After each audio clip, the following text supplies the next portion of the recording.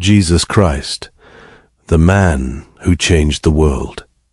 More than 2 billion people today follow his name. Empires have risen in his shadowway and fallen under the weight of ideas he inspired.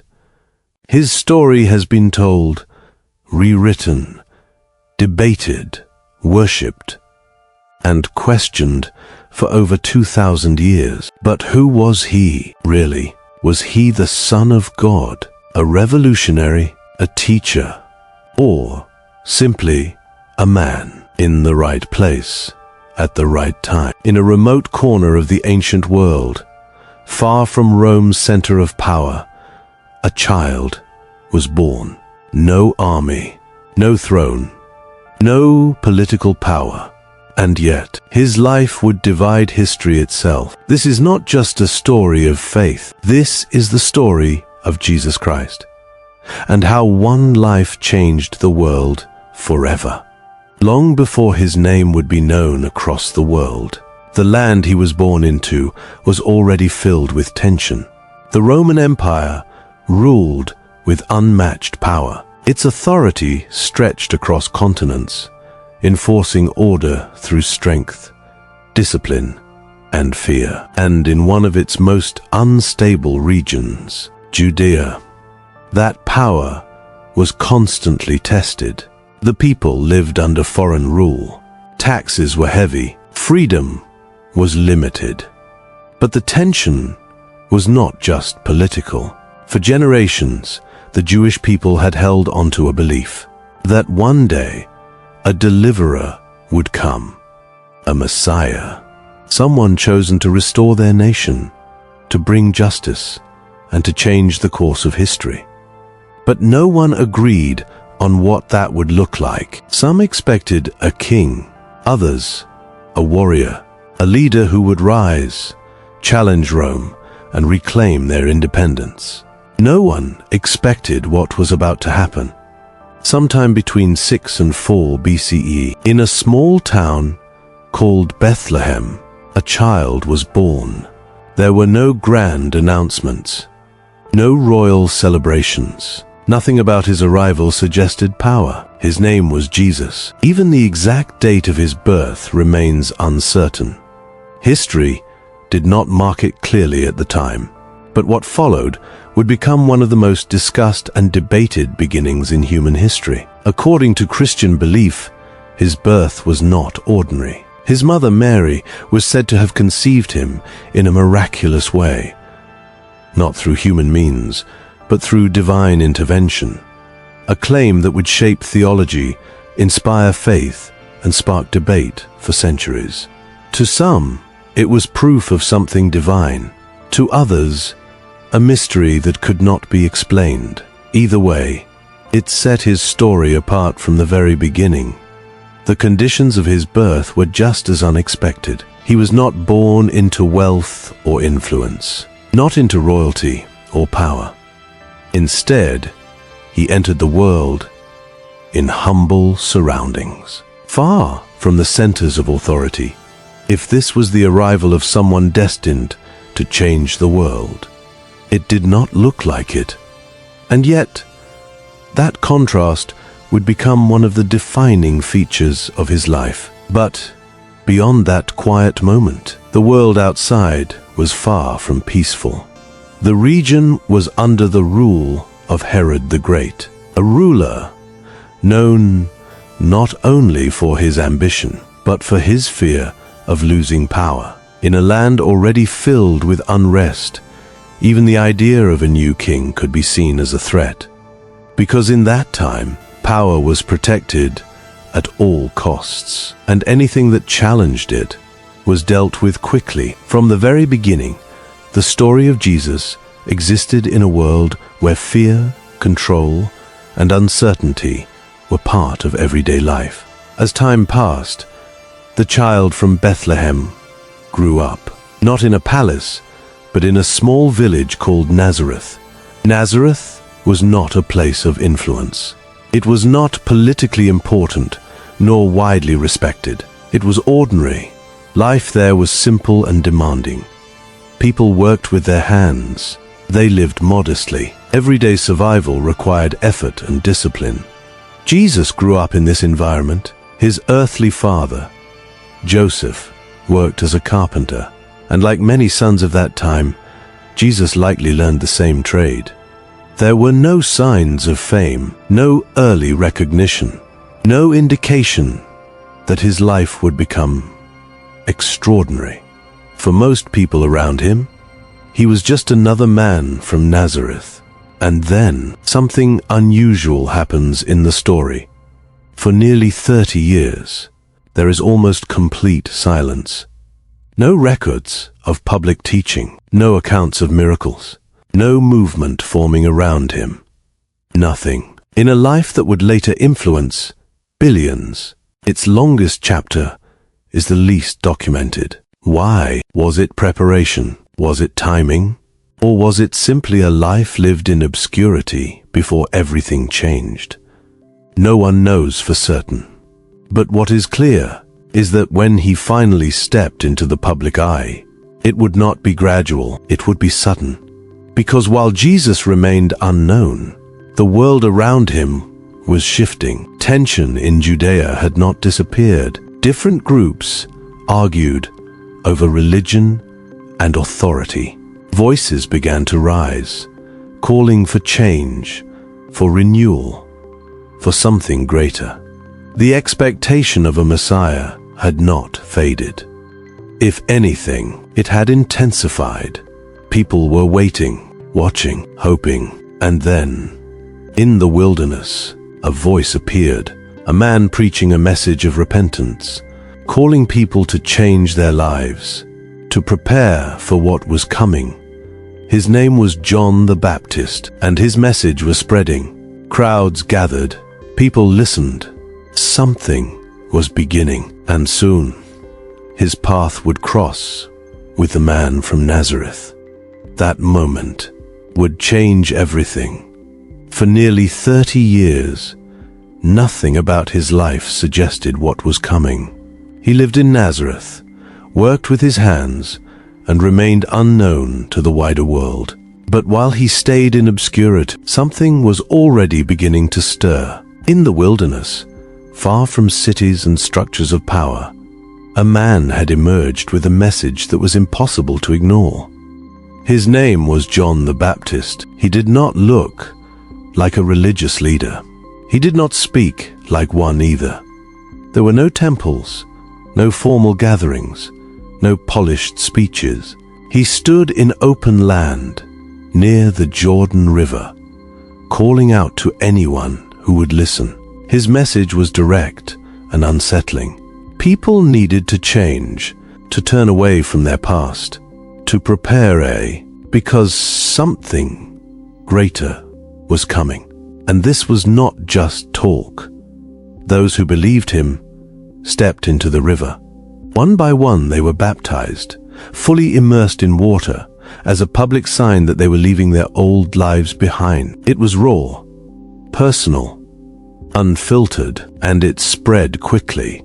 People traveled from different regions just to hear him speak. Some were curious, some were desperate, others were searching for meaning in a time filled with uncertainty. But John kept repeating one thing.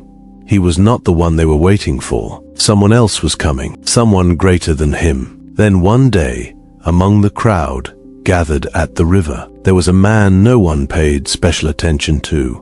He looked like everyone else. No sign of status, no visible authority, just another face in the crowd. It was Jesus. He stepped forward and approached John. And then, something unexpected happened. He asked to be baptized. This request did not fit expectation. John had been calling people to repent, to turn away from wrongdoing. But in that moment, he hesitated, because there was something about Jesus that felt different. According to the accounts, John resisted at first, saying that he himself should be the one being baptized instead. But Jesus insisted. And so, the moment unfolded. He stepped into the water. The river moved around him as he was lowered beneath the surface, and then raised again. It was a simple act on the outside, But it marked a turning point, because from that moment on, his life would no longer remain hidden. According to Christian belief, this moment carried something more. It is described as the beginning of his mission, a moment where his identity and purpose became clear in a way that had never been seen before. Whether viewed as a spiritual event or a historical transition, this was the point where everything changed. But instead of immediately stepping into public attention, he did something unexpected. He left. He went into the wilderness, alone, for 40 days. No audience, no support, no distractions, just isolation. And in that isolation came testing. The accounts describe a series of temptations, not random ones, but specific, deliberate offers. The first was physical. After days without food, he was challenged to turn stones into bread, to satisfy hunger instantly, to use power for personal need. He refused. The second was about control. He was shown the kingdoms of the world, power, authority, influence, and offered it all. But there was a condition. He would have to compromise what he stood for. Again, he refused. The third was about recognition, a challenge to prove himself in a dramatic, undeniable way, to force belief through spectacle. And once again, he chose not to. Each moment was a decision, not just about action, but about direction, because every offer presented an easier path. Power without struggle, influence without sacrifice. But by rejecting them, he defined the kind of mission he would carry forward. When he finally left the wilderness, he did not come back the same. This time, when he spoke, people listened differently. He began traveling through towns and villages, speaking in public spaces, not in isolation. His message was not complicated, but it was unlike anything people were used to hearing. He spoke about the kingdom of God as something close, not distant, something unfolding, not just promised. He spoke about loving others, not just those who treated you well, but even those who opposed you. He spoke about forgiveness, not as weakness, but as strength, and about humility in a world where power was everything. People were not just hearing words. They were hearing ideas that challenged how they saw life itself. One of the earliest defining moments of this new phase happened near the Sea of Galilee. As he walked along the shore, he saw fishermen at work, men in the middle of their daily routine, working, focused, unaware that their lives were about to change. Among them was a man named Peter the Apostle. Jesus called out to him and to others nearby, not with a long explanation, not with persuasion, just a simple invitation: follow me. And what happened next was unexpected. They left their nets, their work, their normal lives, and they followed him. This was not casual interest. This was commitment, and it marked the beginning of something new. Because now, his message was no longer carried by one voice. It was being passed on.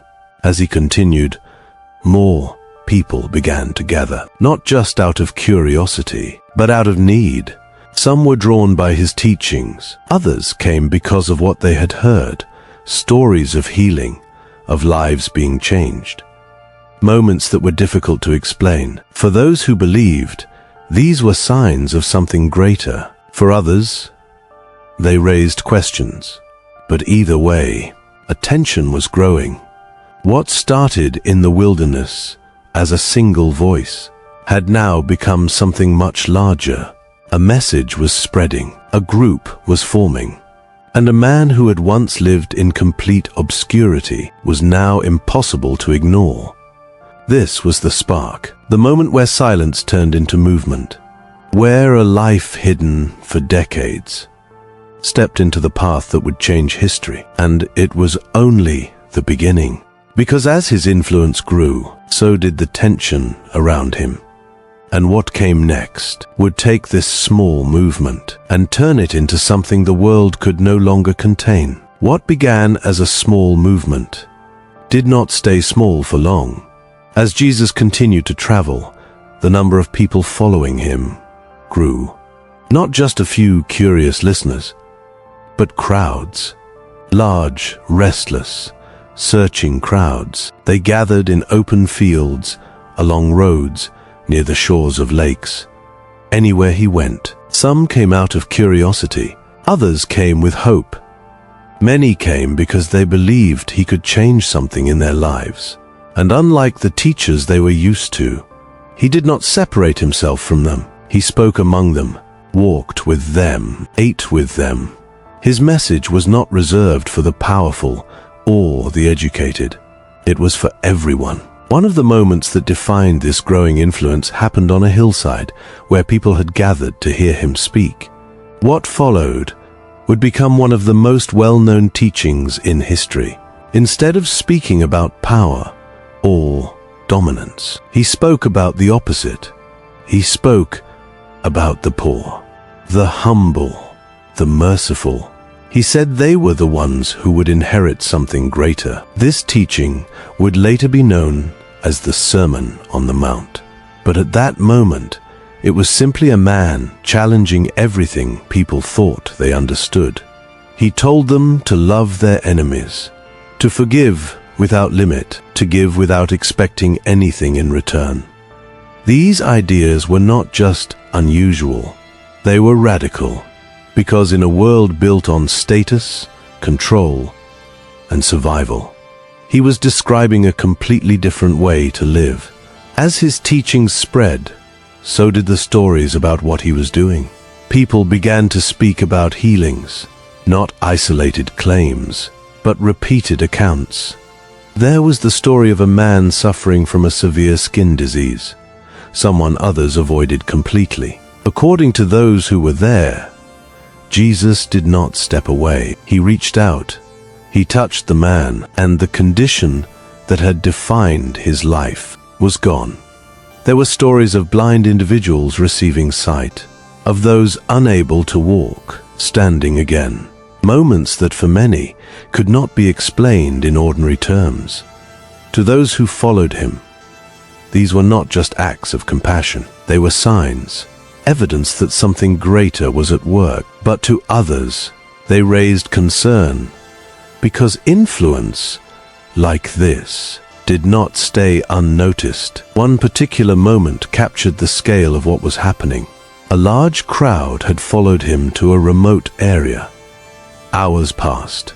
There was no food, no clear plan for how people would eat. The situation was becoming a problem. But instead of dismissing the crowd, he addressed it. According to the accounts, what followed was unexpected. A small amount of food was shared, and yet it was described as being enough for everyone. Thousands of people fed, whether viewed as a miracle or something else. The effect was undeniable. The crowd did not just listen anymore. They began to believe. As belief grew, so did commitment. The group around him became more defined. The 12 closest followers, his disciples, were no longer just learners. They were being prepared. They traveled with him, observed everything, and began to take part in spreading his message. Among them was Peter the Apostle, whose confidence and leadership would become increasingly visible. These men were not scholars. They were not powerful, but they were present at every moment, and through them, the movement gained structure. But growth always brings tension, and in this case, it came from multiple directions. Religious leaders began to take notice, not because of one single teaching, but because of the pattern. He challenged interpretations they had taught for years. He spoke with authority, without formal training. And perhaps most importantly, people were listening to him instead. This created a problem, because influence, especially over large groups, carries weight. And in a region already under Roman control, any shift in power, even social or spiritual, was taken seriously. The tension became more visible in moments of direct confrontation. There were times when religious leaders questioned him publicly, trying to challenge his authority, trying to expose contradictions. But instead of avoiding these situations, he engaged with them, often responding in ways that shifted the focus entirely, turning questions back on those asking them, and leaving crowds thinking rather than simply reacting. These exchanges did not weaken his influence. They increased it because people saw confidence and conviction. At the same time, his message continued to reach those who were often ignored: tax collectors, outcasts, people pushed to the edges of society. He did not avoid them. He sat with them, spoke with them, included them, and this, more than anything, challenged social expectations, because association mattered. And by choosing to engage with those others rejected, he was redefining what acceptance looked like. As all of this unfolded, one thing became clear. This was no longer just a teacher traveling from place to place. This was a movement, a growing, visible, undeniable movement. Crowds followed. Stories spread. Expectations increased. Some began to believe he was the Messiah they had been waiting for, the one who would finally change everything. But that belief carried weight, because in a land under Roman rule, the idea of a Messiah was not just religious. It could be seen as political, and political tension always draws attention. The turning point came as he approached Jerusalem, the most important city in the region, a center of religion, authority, and influence. As he entered, something remarkable happened. Crowds gathered again, but this time with a different kind of energy. They welcomed him openly, with excitement, with expectation. Some treated his arrival as something significant, even symbolic, as if this moment meant something bigger than just another visit. And in many ways, it did, because from this point forward, everything would begin to change. Up until now, his influence had grown steadily, but with visibility comes scrutiny, and with recognition comes resistance. The same crowds that followed him also made him impossible to ignore. By the time he reached Jerusalem, his presence was no longer local. It was known, discussed, watched. The rise had reached its peak. A man, once unknown, now stood at the center of attention. A message that started in the wilderness had spread across the region, and a movement that began with a few followers had become something much larger. But movements like this do not grow without consequence, because the greater the influence, the greater the opposition. And what came next would bring everything to a turning point, not just for him, but for everyone who had chosen to follow him. By the time he entered Jerusalem, the tension had already reached its peak. His name was known, his message had spread, and his presence had become impossible to ignore. What had once been a growing movement in the countryside was now standing at the center of religious and political power, and that changed everything. Jerusalem was not just another city. It was the heart of Jewish religious life, a place where authority was established, protected, and defended. And during this time, it was filled with people. Crowds had gathered for a major religious festival. The city was alive, crowded, and already on edge. Into this environment, Jesus arrived, and he did not arrive quietly. As he entered the city, crowds gathered again. But this time, their reaction was different. There was excitement, expectation, a sense that something important was happening. Some saw his arrival as the fulfillment of long-held hopes, the idea that the Messiah had come, and for a moment, it felt like everything was building towards something greater. But instead of aligning himself with power, he challenged it. One of the most defining moments of his final days happened inside the temple, the center of worship, a place meant for prayer. But what he found there was something else: merchants, money changers, transactions, a system that, in his view, had lost its purpose. And his response was direct. He overturned tables, drove out those conducting business, and publicly condemned what was happening. This was not a quiet statement. It was a public act, a visible challenge to authority, in the most important place it could happen. And from that moment, the situation escalated. Religious leaders could no longer ignore him. This was no longer about teachings or interpretations. This was about control. Because influence over people, especially in large numbers, was something that could not be left unchecked.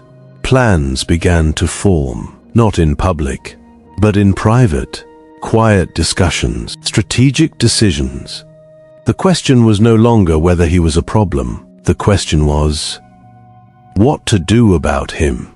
Among his closest followers, there was also tension.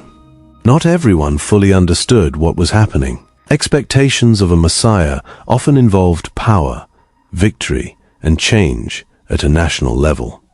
But the direction things were taking did not match those expectations. And in that uncertainty, a decision was made. One of his own disciples, Judas Iscariot, agreed to betray him, not in public, but quietly, in exchange for payment. It was a turning point, because now the plan had a path.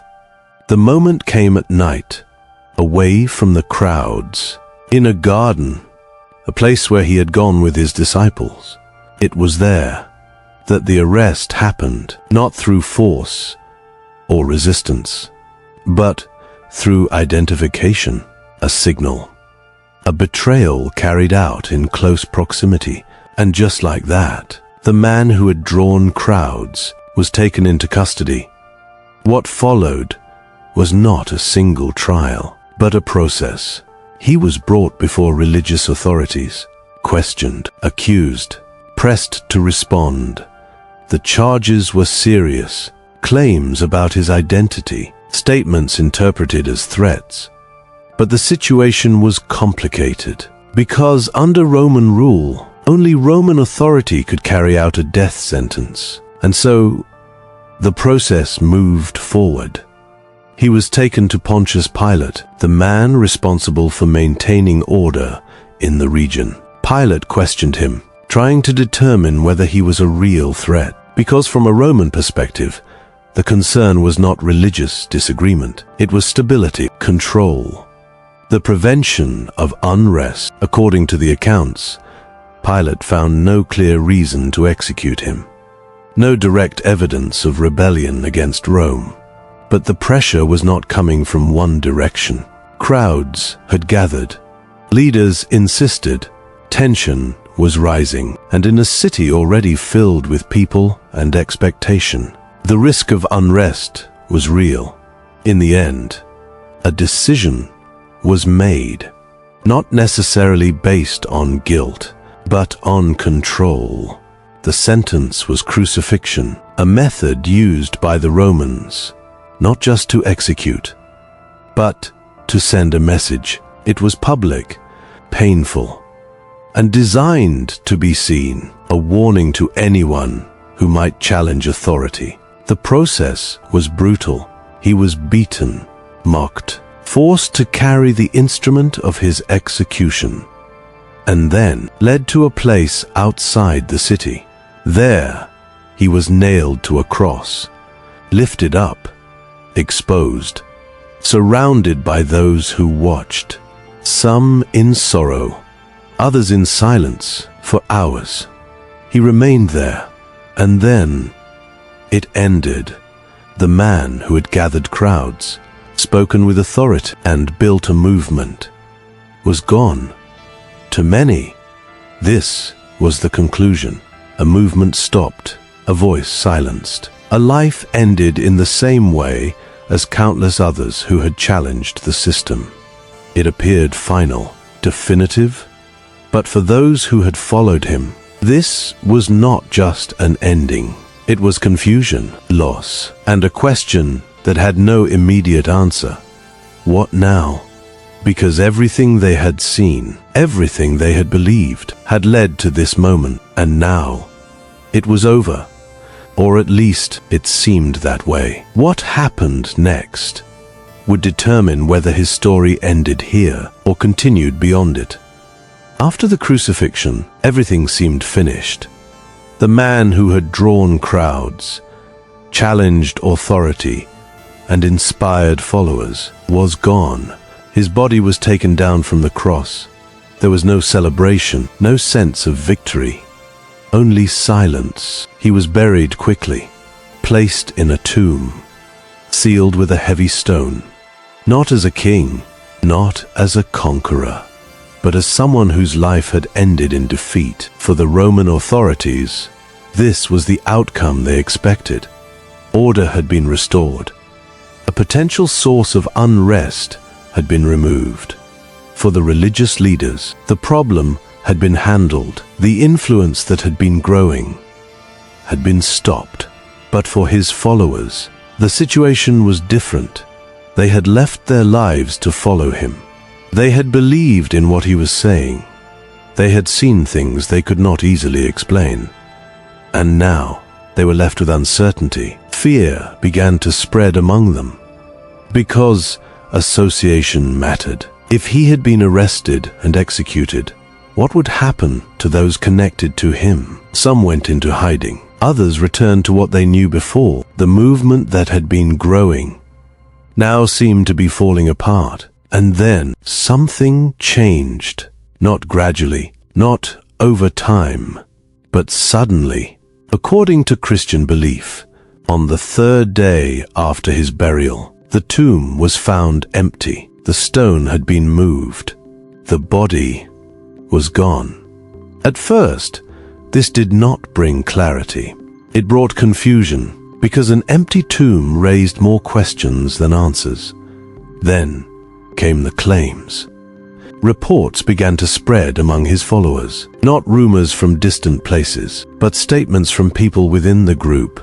They said they had seen him alive, not as a memory, not as an idea, but as a physical presence, someone they could recognize, speak to, interact with. These were not just single accounts. Different individuals, at different times, described similar experiences, encounters that they believed were real. To those who already believed, this confirmed everything. To others, it raised even more questions, because the idea that someone had returned after death challenged every expectation of how life worked. Regardless of interpretation, one thing became undeniable. Something had shifted, because the same group that had been hiding, afraid and uncertain, began to change. Fear turned into confidence. Silence turned into speech. Those who had withdrawn began to speak openly again. But this time, the message was different. It was no longer just about what he had taught. It was about what they believed had happened, that he had died and then returned. And this belief became the foundation of everything that followed. The movement that had seemed finished did not disappear. It grew. His followers began traveling, not staying in one place, but moving from region to region, sharing what they had seen, what they believed, what they were convinced was true. Among them was Peter, the apostle, who emerged as one of the leading voices. He spoke publicly, gathered people, helped organize what was no longer just a group. But a community. And then the message moved beyond its original setting, out of Judea, into other parts of the Roman world. Cities, trade routes, cultural centers, places where new ideas could spread quickly. One of the key figures in this expansion was Paul the Apostle. Unlike the original disciples, he had not followed Jesus during his lifetime. In fact, he had initially opposed the movement. But after his own experience, one he described as an encounter, he became one of its strongest advocates. He traveled extensively, writing letters, speaking in cities, building communities. And through these efforts, the message reached far beyond its original audience. What started as a small group became a network. What began as local became widespread. And this growth did not happen easily. There was resistance, at times persecution, because new movements, especially ones that challenge existing systems, are rarely accepted without opposition. But it continued slowly, then steadily, across regions, across cultures. Over time, what had once been seen as a small, uncertain movement became something far larger, an organized belief system, a community with structure, a message that had reached beyond its origin, and eventually it reached the center of power itself. The Roman Empire, the same system that had once executed him, would, generations later, officially recognize the movement that followed his name. What seemed like an ending had become a beginning, because the impact of his life did not stop at his death. It expanded beyond it. And from that point forward, his influence would no longer be limited to a single place, time, or group of people. It would continue across centuries. What began in a small corner of the Roman Empire did not stay there. It moved across borders, across cultures, across generations, and over time, it reshaped the world. The life of Jesus did not leave behind buildings, armies, or political systems. There was no empire he ruled, no territory he controlled. What he left behind was a message. And that message proved to be more enduring than power. At its core, it was simple. Love others, not only those who treat you well, but even those who do not. Forgive, not once, but repeatedly. Show compassion, not as an obligation, but as a way of life. Value humility over status, and place meaning not in what is gained, but in how others are treated. These ideas were not entirely new, but the way he lived them and the way they were carried forward gave them a different kind of weight, because they were not just taught, they were demonstrated. Over time, these teachings became the foundation of a global belief system. Christianity, a movement that began with a small group of followers, grew into one of the largest religions in the world. Today, billions identify with it in some form. Not all in the same way, not all with the same interpretation, but connected through a shared origin. And the influence did not remain only within religion. It extended into culture, into law, into philosophy, into ideas about justice, human value, and morality. Concepts like equality, mercy, and forgiveness, which are now widely discussed, were shaped in part by teachings that trace back to him. At the same time, his story has never been without debate. Different perspectives exist.